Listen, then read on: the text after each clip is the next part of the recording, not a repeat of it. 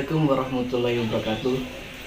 Perkenalkan, nama saya Muhammad Syaiful Zuki, mahasiswa Universitas Islam Tribakti Kediri.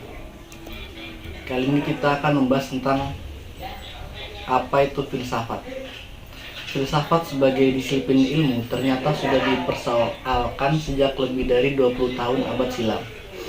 Meskipun banyak pendapat yang menjelaskan mengenai apakah sesungguhnya filsafat itu, tetapi pendapat-pendapat tersebut belum memuaskan semua orang. Bahkan banyak orang yang berpikir bahwa filsafat adalah sesuatu yang bersifat serba rahasia, mistis dan aneh. Apakah Gramsci pernah berpikir demikian? Filsafat disebut-sebut sebagai induk dari semua ilmu pengetahuan yang ada di muka bumi ini. Maka dari itu, banyak pula orang yang menganggap bahwa filsafat adalah ilmu yang paling istimewa dan menduduki tempat paling tinggi di antara seluruh ilmu pengetahuan. Terlebih lagi, banyaknya kepercayaan bahwa filsafat hanya dapat dipahami oleh orang-orang jenius saja. Wah, benar-benar fantastis ya. Lalu sebenarnya, apa sih filsafat itu?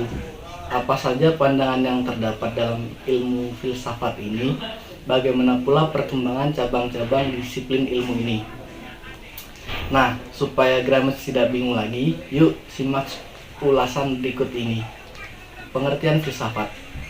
Istilah filsafat ini sebenarnya berasal dari bahasa Yunani, yakni philosophia, yang mana merupakan gabungan dari kata philo dan sophia. Philo berarti cinta dalam arti yang luas, sementara sophia berarti kebijakan atau pandai. Jadi, dapat disebut bahwa filsafat ini adalah keinginan untuk mencapai cita pada kebijakan. Banyak ahli yang mendefinisikan apa itu filsafat. Pojawijatna pernah berpendapat bahwa filsafat adalah sejenis pengetahuan yang berusaha mencari sebab secara sedalam-dalamnya bagi segala sesuatu yang berdasarkan pikiran belaka.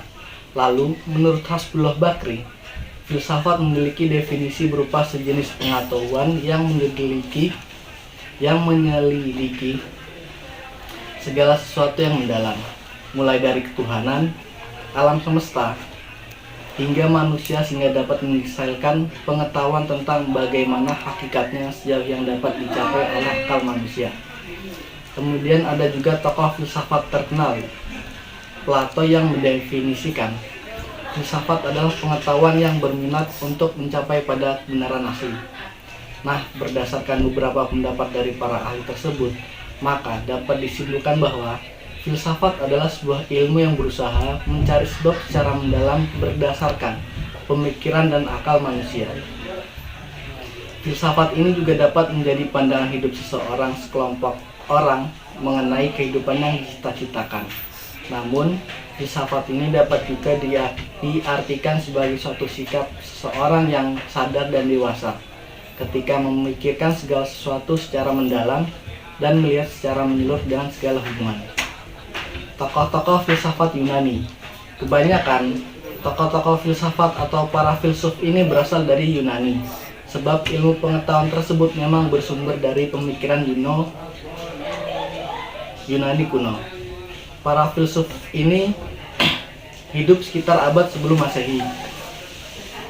Meskipun mereka telah meninggal sudah ratusan tahun lamanya, tetapi pemikiran mereka turut berkontribusi pada ilmu pengetahuan filsafat ini. Nah, berikut adalah tokoh-tokoh filsafat Yunani yang perlu kalian ketahui. Saya hanya menyebutkan satu tokoh saja, yaitu Socrates. Socrates hidup sekitar tahun 469 sampai 399 sebelum Masehi.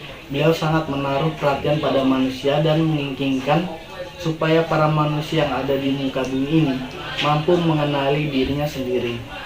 Menurut beliau, jiwa manusia merupakan asas hidup yang paling mendalam, sehingga berkaitan dengan hakikat manusia sebagai penentu kehidupan sendiri.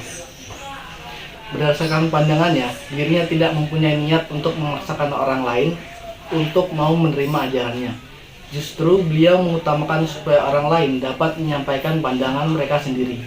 Maka dari itu, Socrates menggunakan dialektika, yakni berupa berdialog dengan orang lain supaya orang lain tersebut dapat mengemukakan atau menjelaskan pandangan serta idenya. sehingga kemudian dapat timbul pandangan baru meskipun Socrates ini tidak pernah meninggalkan tulisan-tulisan yang berkaitan dengan pandangannya tersebut. Tetapi pandangan beliau dikemukakan oleh Plato yang menjadi salah satu muridnya. Pandangan-pandangan dalam filsafat.